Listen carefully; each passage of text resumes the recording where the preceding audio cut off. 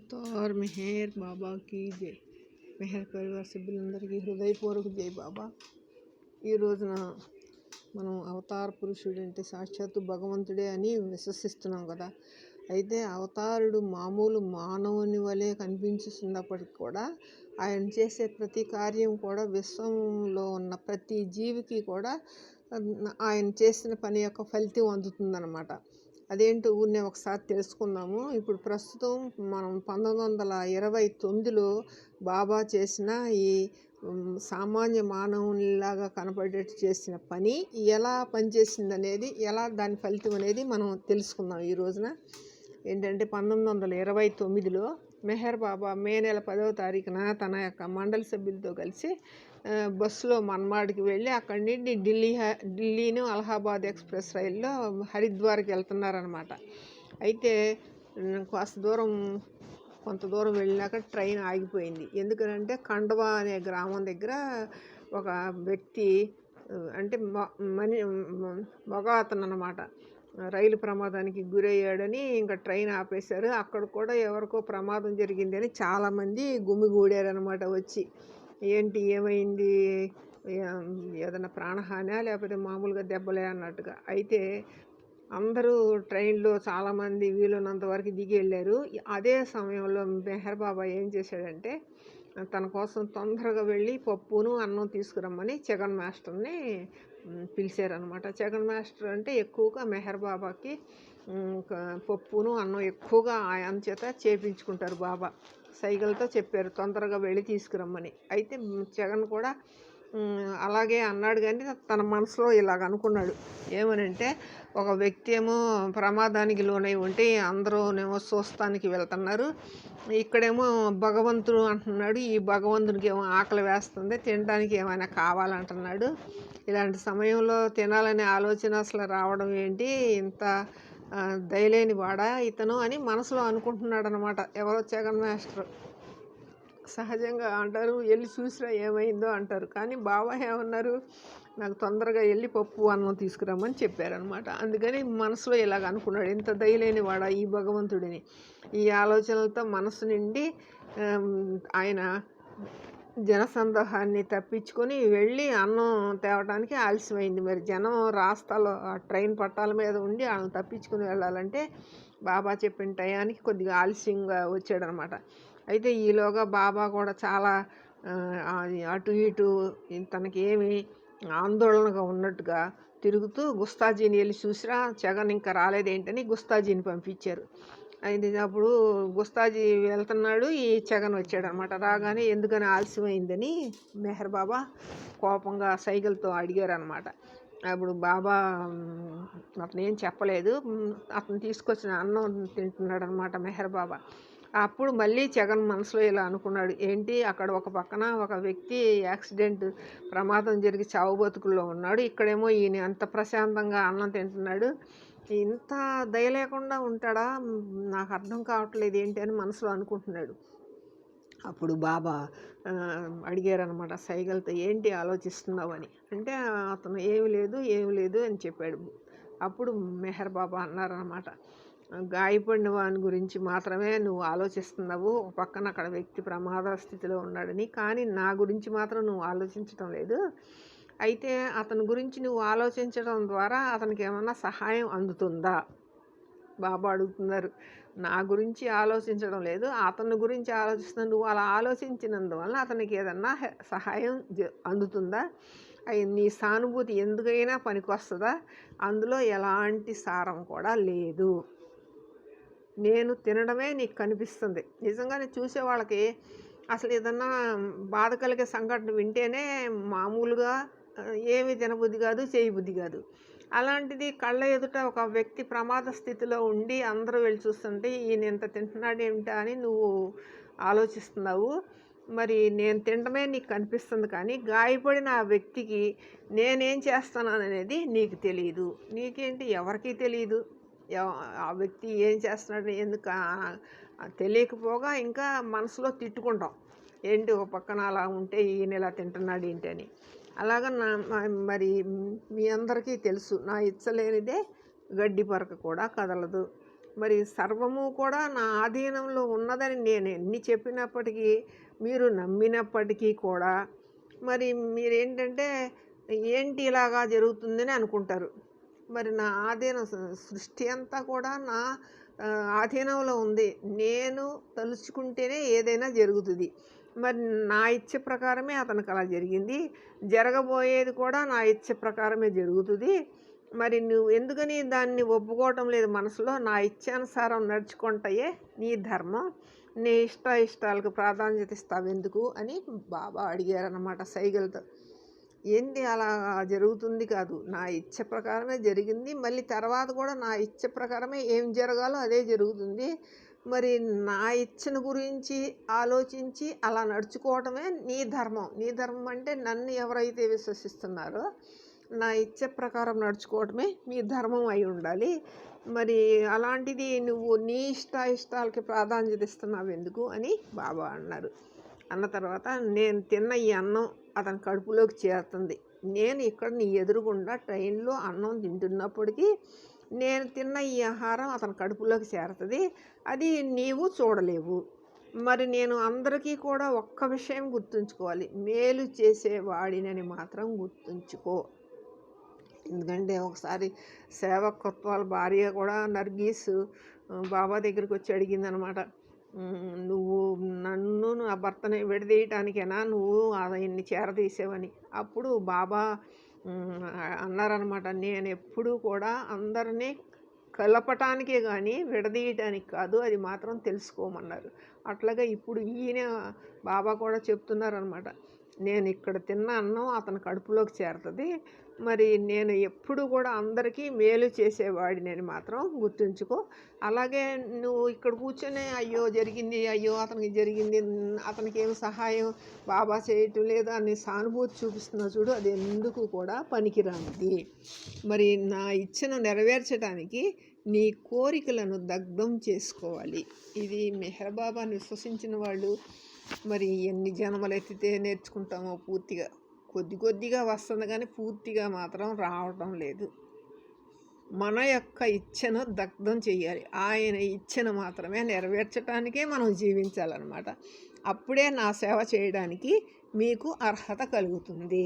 అప్పుడు మాత్రమే మీ ఇష్టాలను పక్కన పెట్టి నా ఇచ్ఛ ఎలా నిర్ణయించానో దాన్ని మీరు సంతోషంగా స్వీకరించి దాన్ని అమలు చేయాలన్నమాట. అలాగన బాబా అన్నారనమాట. ఇప్పుడు నేను చెప్పాను కదా, వెళ్ళి ఆ గాయపడిన వ్యక్తిని చూసిరమ్మని పంపించారు జగన్ని. ఆ జగన్ వెళ్ళి ఆ దృశ్యం చూసి ఆశ్చర్యపోయాడు. ఎందుకనంటే ఆ గాయపడిన వ్యక్తి స్పృహలోనికి రావడమే కాదు, కూర్చుని టీ తాగుతున్నాడు కూడా. మరి ఇందాక వెళ్ళినప్పుడు ఎలాగున్నాడు, ఒక మరణించిన వ్యక్తి ఉన్నట్టుగా పడిపోయి ఉంటే అందరూ చూశారు. ఇప్పుడేమో అదే వ్యక్తి కూర్చుని టీ తాగుతూ ఉంటే జగన్ ఆశ్చర్యపోయాడు. అట్లాగే అతన్ని ఆసుపత్రికి తరలించడానికి కూడా ఒక అంబులెన్స్ని కూడా తీసుకొచ్చారు. అట్లాగే పరీక్షించిన డాక్టర్ అన్నాడు, ఏమి ప్రమాదం లేదు, ఎముక చిట్లిపోయింది, అది కూడా త్వరగానే తగ్గిపోతుంది అని, మీరు ఎవరు కూడా భయపడాల్సిన పని లేదని తీసుకొచ్చిన డాక్టర్ కూడా చెప్పాడనమాట. అది విన్న తర్వాత జగన్, మరి ఏంటి నాకు ఇలాంటి పనికిరాని ఆలోచనలు వచ్చినాయి, ఆయన ప్రమాదంలో ఉంటే ఈయన తింటున్నాడు ఏమిటి అనుకున్నాను, ఇంత నిర్దయుడు అనుకున్నాను, ఇతనికి దయలేదా అనుకున్నానని. అయితే అసలు విషయం ఏంటంటే బాబాకి నిజంగా ఆకలి లేదు, అసలు ఆకలి అనేది ఏ లేదు. కానీ అలా ఆకలి అయినట్లుగా నటించడం ద్వారా గాయపడిన వ్యక్తికి చేయూతనిచ్చి అలాంటి సమయాల్లో తాను ఎలా పనిచేస్తారో జగన్కి తెలియజేసి ఒక పాఠం నేర్పదలుచుకున్నారనమాట బాబా. తన శిష్యులకు ఈ విషయాన్ని మనసుకు హత్తుకున్నలా తెలియజేయాలంటే బాబా ఎంతటి ఇబ్బందినైనా కూడా భరించేవారు అనమాట. ఈ విషయం కోసం ఎన్ని గంటలైనా సరే నేను ఎందుకు చేస్తున్నాను, దాని యొక్క ఫలితం ఏమిటి అనేది శిష్యులు స్వయంగా చూడాలి, తెలుసుకోవాలనే దానికోసం బాబా ఎంతైనా కష్టపడేవారు అనమాట. అట్లాగనే మరి మే 10వ తారీఖున జరిగింది ఇది. మే 11వ తారీఖున ఏం చేశారు, ఢిల్లీ వెళ్ళి విశ్రమించి మరుసటి రోజున తొందరగా హరిద్వార్కి చేరుకున్నాక అక్కడ గంగానది ప్రాంతంలో ఒక మారుమూల ప్రాంతానికి వెళ్ళి ఏకాంతంగా కొంతసేపు కూర్చున్నారు, ఎవరిని పక్కన తీసుకెళ్లకుండా. కూర్చొని మండలి వారు ఏం చేస్తున్నారు, ఒక్కడే ఏం చేస్తున్నారు అని ఆశ్చర్యపడుతున్నారు. ఇంతలోకే బాబా అక్కడి నుంచి లేచి ఇక నా హరిద్వార్లో నా పని అయిపోయింది, ఇక ఇక్కడి నుంచి వెళ్ళిపోదలిచానని బాబా సైకిల్తో చెప్పారనమాట. అసలు వచ్చి వెళ్ళి ఏం చేశారు, ఆ పని ఏమిటి, దాని పని అయిపోయింది అంటారు ఏంటి అనేది మండల వాళ్ళకి అర్థం కావట్లా. చూడండి, అంతకాలం బాబాతో సహచర్యం చేస్తూ తిరిగినప్పటికీ బాబా యొక్క బాబా చేసే పని వీళ్ళు వాళ్ళు తెలుసుకోలేరనమాట. అందుకనే మెహర్ బాబా మరి ఆ ఏకాంతంలో మారుమూల హరిద్వార్లో గంగానది ప్రాంతంలో కూర్చొని ఏం చేశారు ఈ కాస్త సమయంలో. మరి ఆయన ఎవరంటే అనంత చైతన్యం అయింది. మనదేవరిది, మనలో చైతన్యం అనేది ఇంకా ఎదగల. మానవ రూపంలో చైతన్యం వచ్చింది కానీ అది ఇంకా దివ్య చైతన్యంగా మారలేదన్నమాట. ఎందుకంటే సంస్కారాల ప్రభావం వల్ల. అలాగన అనంత చైతన్యం కలిగిన వారు మాత్రమే బాబా చేసే పని యొక్క అంతరార్థాన్ని తెలుసుకోగలరు.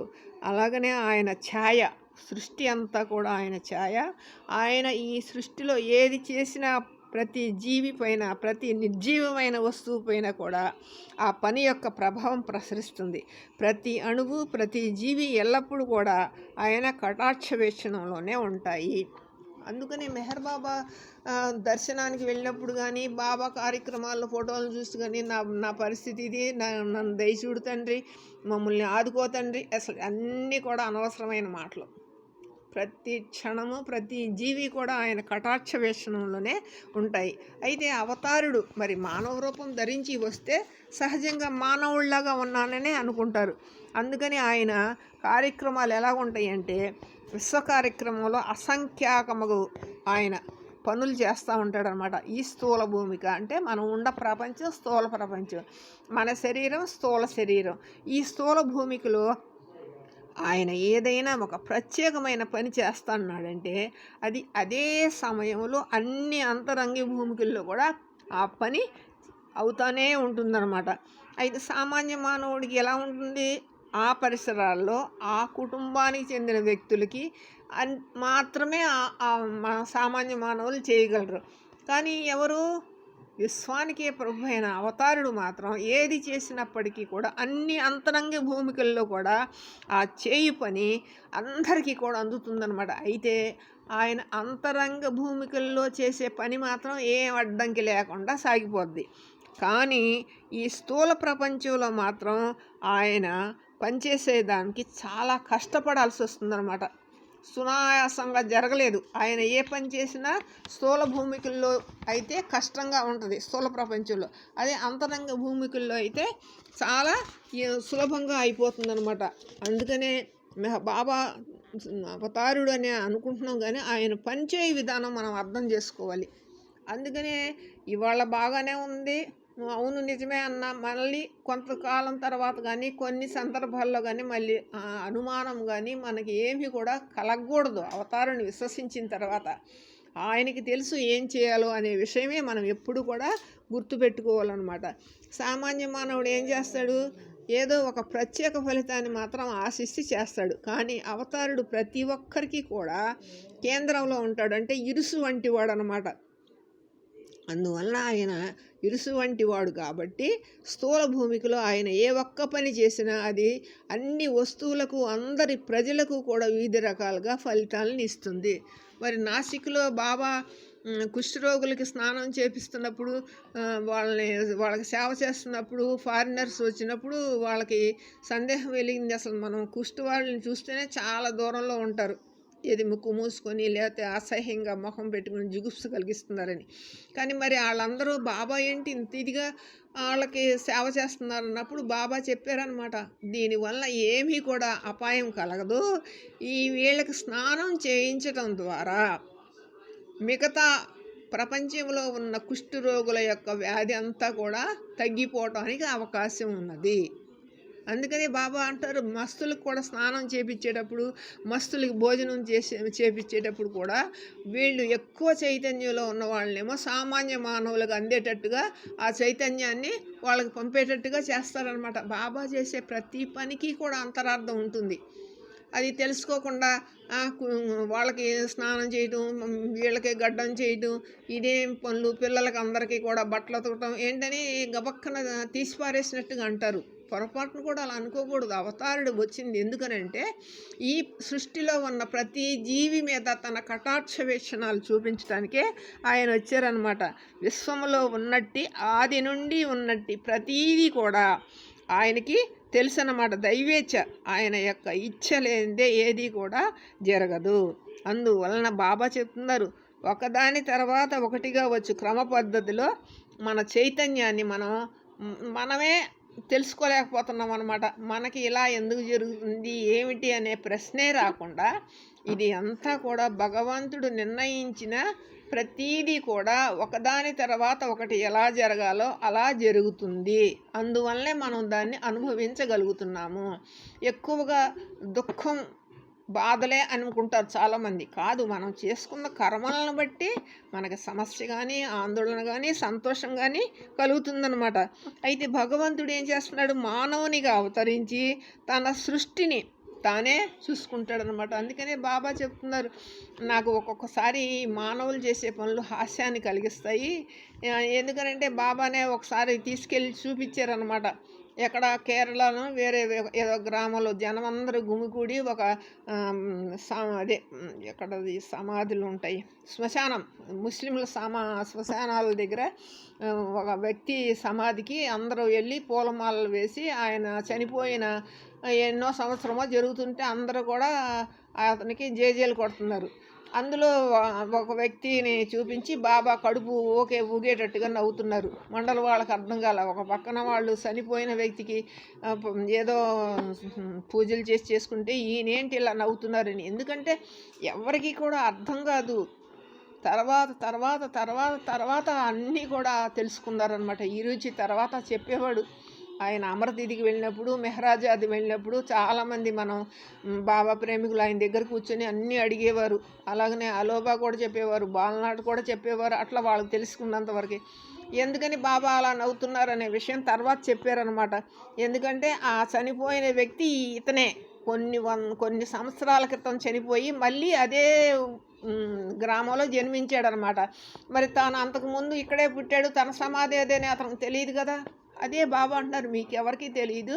తన సమాధికి వాళ్ళందరూ పూజలు చేసి జై కొడతా ఉంటే ఇతను కూడా జై అని కొడుతున్నారు. నాకు అది చూసి హాస్యం వచ్చింది అని బాబా చెప్పారు. అందువలన మెహర్ బాబా చేసే పనులు ఏదైనప్పటికీ దాని అంతరార్థాన్ని తెలుసుకోకుండా మన ఊహకు తగ్గట్టుగా ఆలోచించుకోవటం, బాబా మననేదో చూడటం లేదు, బాబాకి కరుణ లేదు, బాబా మనకి దయ లేదు, మన మాటలు వింటలేదు అనుకోవటం పొరపాటు. ఒక్కటే ప్రార్థన బాబాని గురించి, నిరంతరము నాకు తోడుగా ఉండు. ఆయన అంటున్నారు, నేను ఎప్పుడు తోడుగానే నిత్య సహచరుడుగానే ఉంటాను, కానీ మీరే నన్ను పట్టించుకోవట్లా. మీ సంతోష సమయాల్లో, మీ సమస్యలు ఉన్నప్పుడు, మీ కుటుంబ విషయాల్లో ఎక్కువ జాగ్రత్త. ఏదన్నా బాధ కలిగినప్పుడు అప్పుడు బాబా అని గుర్తిస్తారు. అలా కాదు, ఏది క్షణం కూడా బాబా నామస్మరణ హృదయపూర్వకంగా చేయండి. నేను మీతోనే ఉంటాను. బాబా నా చెయ్యి అంటే మనం కొంగు పట్టుకోమన్నాడు ఆయన కాదు, ఆయనే మనం పట్టుకున్నారు. కానీ మనం దాన్ని జారబెడవకుండా ప్రతి క్షణము కూడా బాబా నాతో ఉండేటట్టుగా నాకు సహకరించు తండ్రి, నన్ను నడిపించు తండ్రి అని బాబాని వేడుకోవాలి తప్ప నాకు అది కావాలి, ఇది కావాలి, ఎప్పుడు నీ దగ్గరికి వచ్చినప్పుడు చెప్పినా కానీ అనే మాటలు అనేది మాత్రం చాలా అనవసరం. కాబట్టి మరి బాబాని ప్రేమించటం, బాబాని ఆరాధించటం అంటే బాబా చెప్పిన మై విష్ అనే దాంట్లో చెప్పారు, ఎలా జీవిస్తే కనుక నా ప్రేమ మీకు దక్కుతుందని. అవి నేర్చుకొని మన జీవితంలో అమలు చేయడానికి మనం ప్రయత్నించాలి తప్ప ఈసారి జూలైకి అయిపోయింది, ఈసారి జనవరికి వెళ్ళినప్పుడు అడుగుతాను ఏమైనా సరే బాబాని అని మనం అనుకోకూడదు. కాబట్టి మరి బాబా చేసే పనుల యొక్క అంతరార్థాన్ని తెలుసుకొని బాబాని ఇంకా ప్రేమించటానికి, బాబా నీ ప్రేమ మాకు పొందటానికి కావలసినట్టుగా మమ్మల్ని నడిపించమని బాబాను వేడుకుందాం. అవతార్ మెహర్ బాబా కీ జై.